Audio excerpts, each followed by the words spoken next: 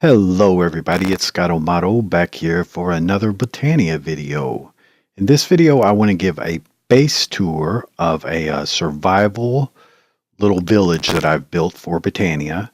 I call it Acorn Village, and it's built on top of a jungle temple here, obviously in a jungle in Minecraft. We have the starfield generator here at the top, which looks really cool.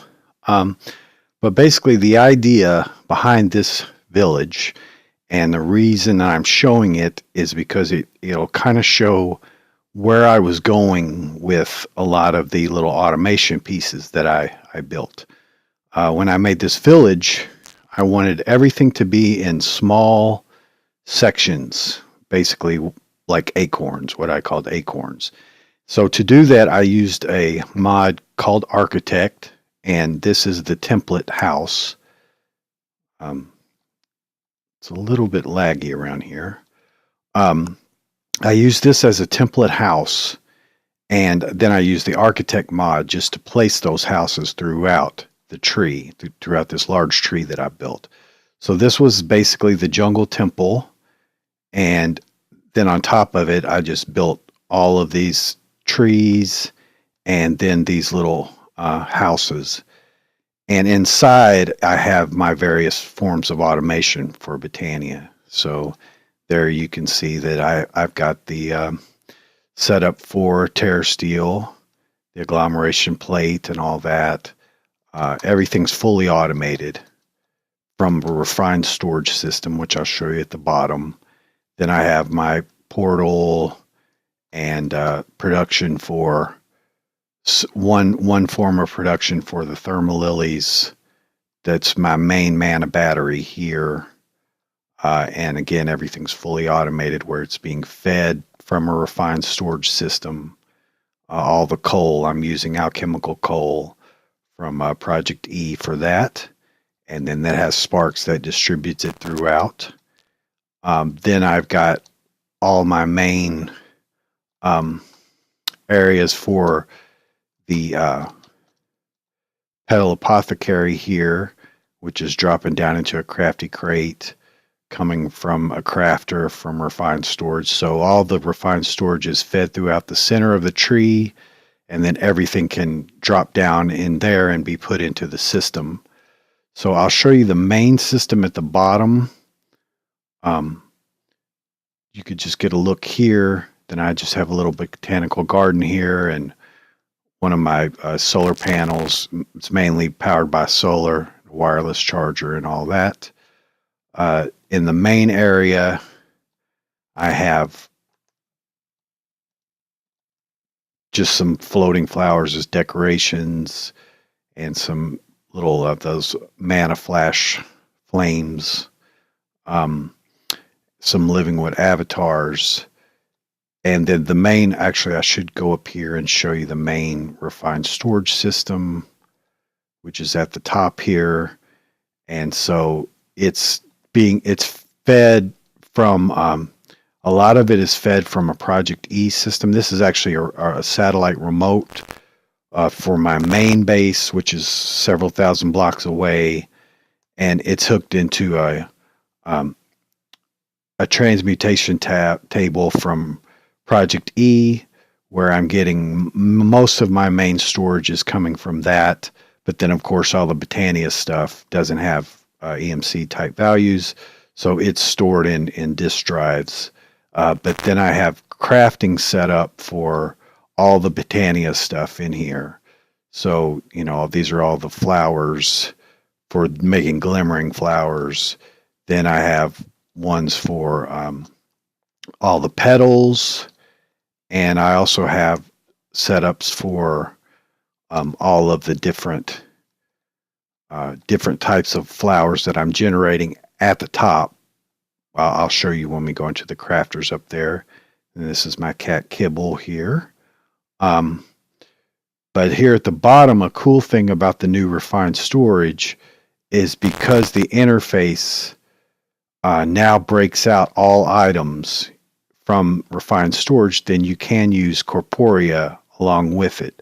So with this Corporea having an index over the top, I can call anything that I want from the refined storage system into Corporea, and also use the crystal cubes just to get the idea of the main stuff that I have, like living rock and living wood, and then the mystical petals for white.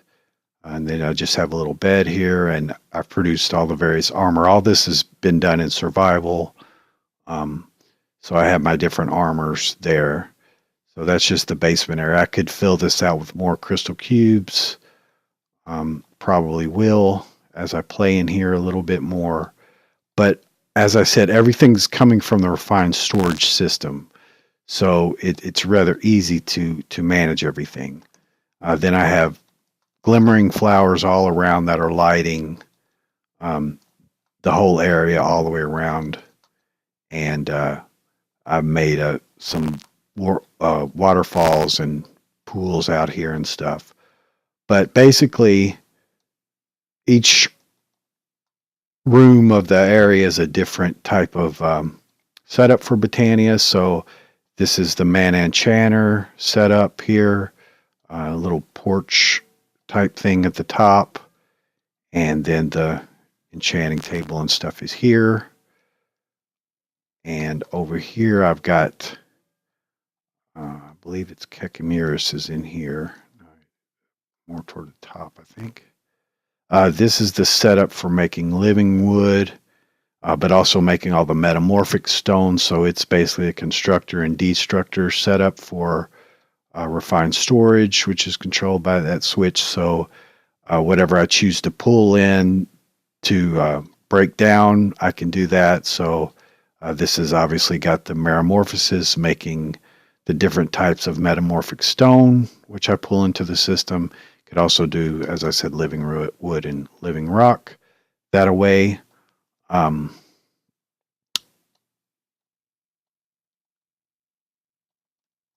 all of them are filled. I do have some room to grow. So yeah, this is the setup for the Enterpinium here. I've been sick for the last week, guys, so I'm sorry about that. I had a bad flu, and I'm still trying to recover from that. But yeah, there's the Enterpinium setup. So everything needed to be pretty small in the amount of space that it took up. So that was one of the reasons that I automated things the way that I did, because it was set up for this. So this is the Kekamiris setup. The only difference between what you see and what I've done is that it's being placed with a constructor from refined storage and feeding mana that way. And this is obviously got the spark on it, the recessive spark that is go ahead and dumping mana out to all these different pools, which are feeding it throughout the tree. So I have pools placed strategically in various places just so I can feed the whole spark network throughout the whole tree. And then this is my setup for the Runic Altar.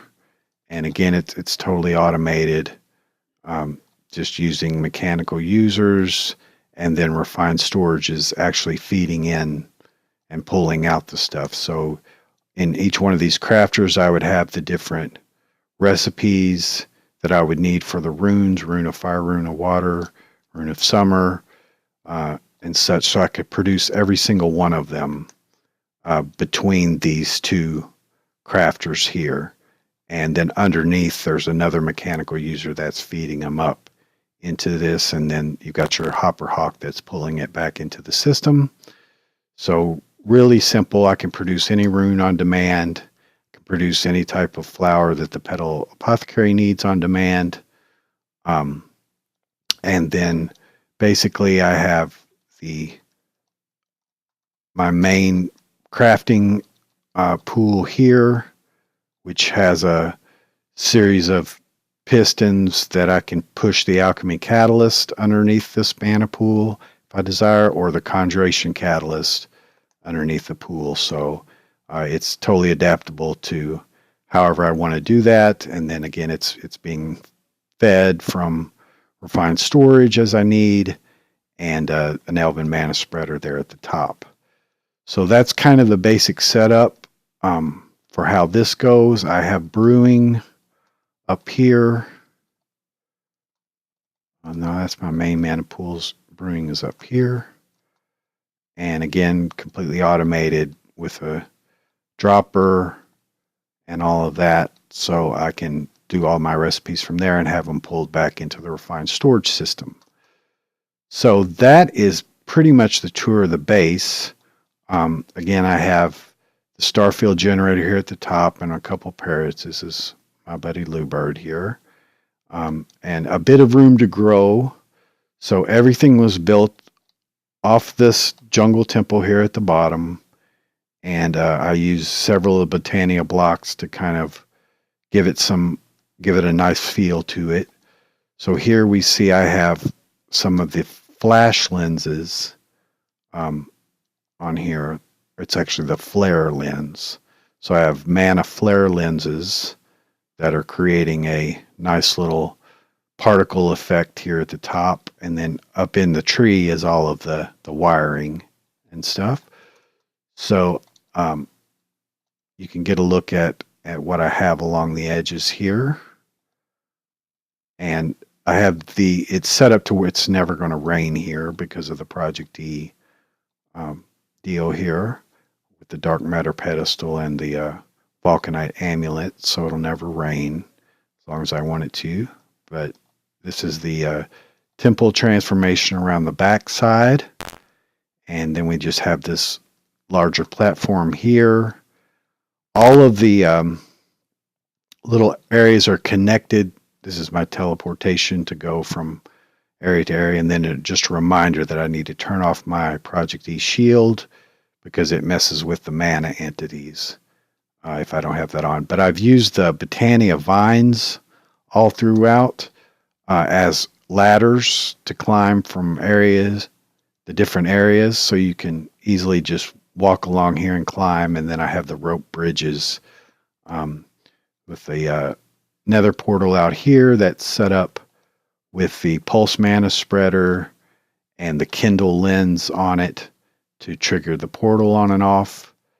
So that's pretty much my Botania base, and I hope it helps make sense how that I was trying desperately to get things as small as possible, and then I just have a little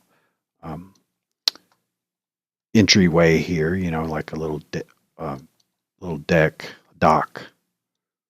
I do apologize again that I've been sick, so my brain is just like fried right now.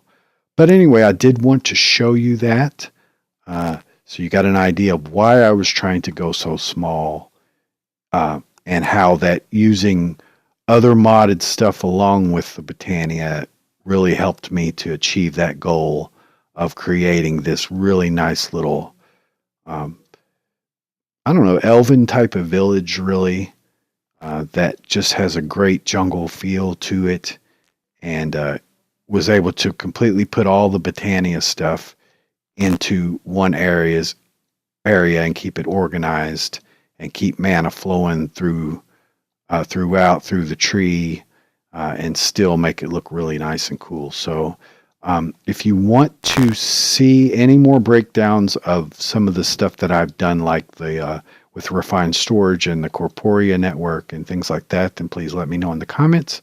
I'd be happy to show you that, because it's really cool, the changes that they've made in refined storage for 1.12.2. This is a 1.12.2 world that's opened up a lot of possibilities in working along with Botania that weren't there before.